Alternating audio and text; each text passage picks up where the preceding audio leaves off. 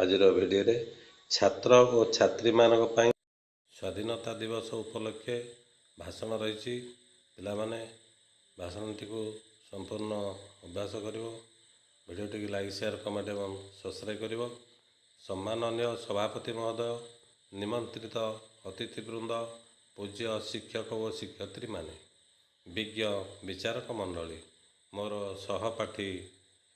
ସହପାଠିନୀଗଣ, ସାନ ବଡ଼ ଭାଇ ଭଉଣୀମାନେ, ଆଜିର ଏହି ପବିତ୍ର 80ତମ ସ୍ୱାଧୀନତା ଦିବସ ଅବସରରେ ମୋତେ କିଛି କହିବାକୁ ସୁଯୋଗ ପ୍ରଦାନ କରାଯାଇଥିବାରୁ ମୁଁ ନିଜକୁ ଗର୍ବିତ ମନେ କରୁଅଛି ଏବଂ ମୁଁ ପ୍ରଥମେ ସେହିମାନଙ୍କ ପାଦପଦ୍ମରେ ମୋର ଭକ୍ତି ନୈବେଦ୍ୟ ଓ ଜ୍ଞାପନ କରୁଛି ଯେଉଁମାନଙ୍କ ପାଇଁ ଏ ଦେଶ ସ୍ୱାଧୀନ ହୋଇଛି ତଥା ମୁଁ ସ୍ୱାଧୀନ ଭାରତର ସନ୍ତାନ ଭାବେ ଗର୍ବରେ ବାଟ ଚାଲିପାରୁଛି। ସ୍ୱାଧୀନତା ମଣିଷର ଜନ୍ମଗତ ଅଧିକାର। ପରାଧୀନ ମଣିଷର ଜୀବନ କ୍ରୀତଦାସର ଜୀବନ ସହିତ ସମାନ। ସ୍ୱାଧୀନ ଶବ୍ଦଟି ସମସ୍ତଙ୍କ ପାଇଁ ସ୍ୱାଗତଯୋଗ୍ୟ। ପରାଧୀନତା କଷ୍ଟଦାୟକ। ଜନ୍ମଠାରୁ ମୃତ୍ୟୁ ପର୍ଯ୍ୟନ୍ତ ସମସ୍ତେ ସ୍ୱାଧୀନତା ଚାହାନ୍ତି। ପରାଧୀନ ଦେଶର ନାଗରିକମାନଙ୍କର ସ୍ୱାଭିମାନ ନଥାଏ। ପରାଧୀନତାର ଶୃଙ୍ଖଳରେ ସେମାନେ ନିର୍ଯାତିତ, ନିଷ୍ପେଷିତ ହୁଅନ୍ତି, ଯାହା ଘଟିଥିଲା ଭାରତୀୟମାନଙ୍କ ନିକଟରେ।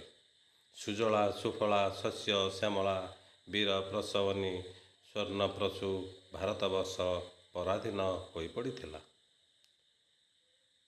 ବହୁ ବର୍ଷ ପୂର୍ବେ 1600 ଖ୍ରୀଷ୍ଟାବ୍ଦରେ ଇଂଲଣ୍ଡର କିଛି ବ୍ୟବସାୟୀ ଆମ ଦେଶ ଭାରତକୁ ବାଣିଜ୍ୟ କରିବାକୁ ଆସି ଇଷ୍ଟ ଇଣ୍ଡିଆ ନାମକ କମ୍ପାନୀ ଗଠନ କଲେ।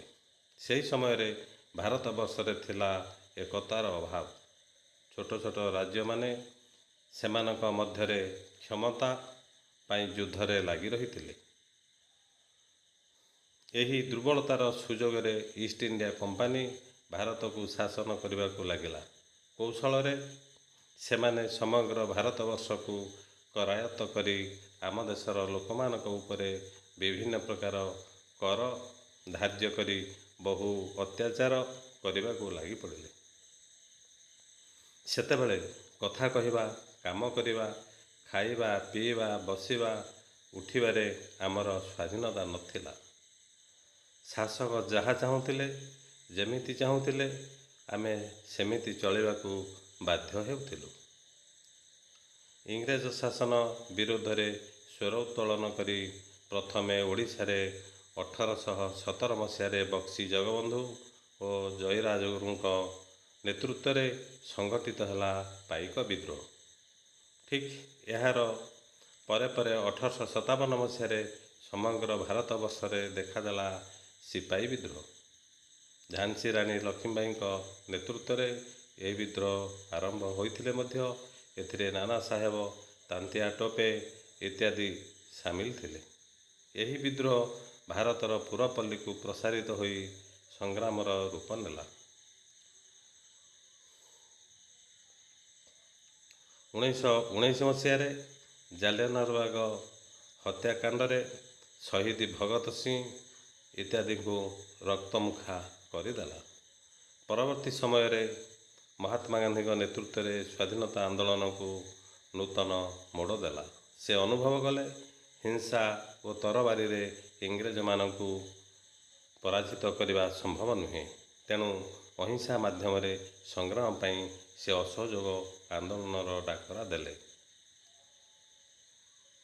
ଆଜିର ସ୍ୱାଧୀନତା ଦିବସ ଯାହାଙ୍କ ଅମ୍ଳାନ କୃତି, କଠିନ କାର୍ଯ୍ୟକଳାପ ଯୋଗୁଁ ସମ୍ଭବ ହୋଇପାରିଛି।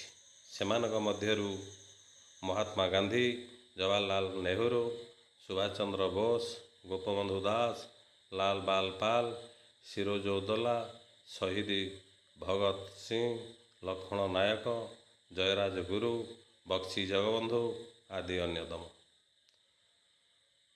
ଗାନ୍ଧୀଙ୍କ ଅହିଂସା ଆନ୍ଦୋଳନ ତଥା କ୍ଷୁଦିରାମ, ଭଗତ ସିଂ ଓ ସୁଭାଷ ବୋଷଙ୍କ କ୍ରାନ୍ତିକାରୀ ଆନ୍ଦୋଳନ ଇଂରେଜମାନଙ୍କୁ ଏ ଦେଶ ଛାଡ଼ିବାକୁ ବାଧ୍ୟ କରାଇଥିଲା। ନେତାଜୀ ସୁଭାଷ ଚନ୍ଦ୍ର ବୋଷ କହିଲେ, ମୋତେ ରକ୍ତ ଦିଅ, ମୁଁ ତୁମକୁ ସ୍ୱାଧୀନତା ଦେବି। ବାଲ ଗଙ୍ଗାଧର ତିଳକଙ୍କ ଭାଷାରେ, ସ୍ୱରାଜ୍ୟ ଆମର ଜନ୍ମଗତ ଅଧିକାର।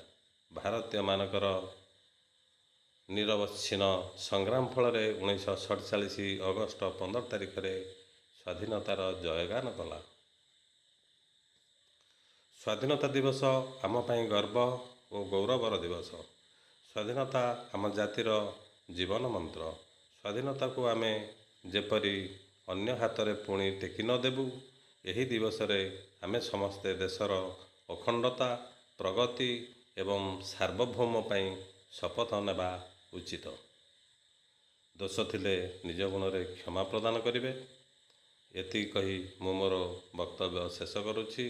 ଜୟ ହିନ୍ଦ, ଭାରତ ମାତା କି ଜୟ।